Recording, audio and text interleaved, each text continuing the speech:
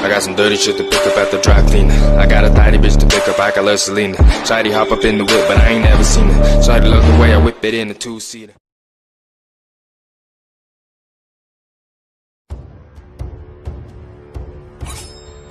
Vikings, the greatest warriors ever known, feared and admired across the realm. Ready to fight once more for the glory and prosperity of their people. This particular village was home to two young Vikings, Vasker and Oddmar, destined for greatness by decree of the gods themselves. Unfortunately, the gods did not tell them of this plan. Just as he had countless times before, Oddmar farewelled his parents, who always returned to him. This time was different.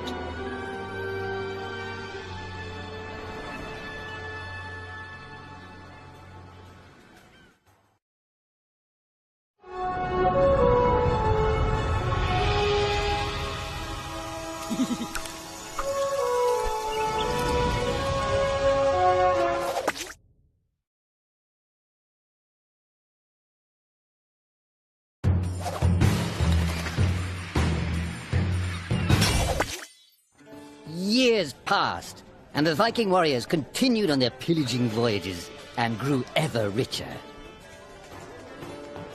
The Viking chief was proud of his people, but he was greedy, single-minded.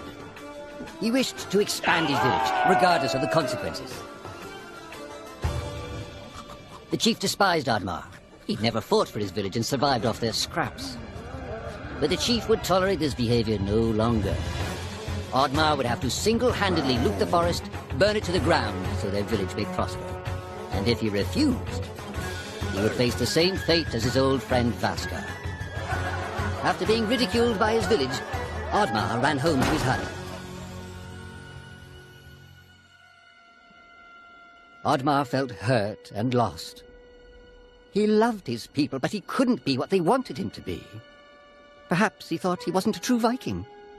Maybe some sleep would do him good. Oddmar couldn't believe his eyes.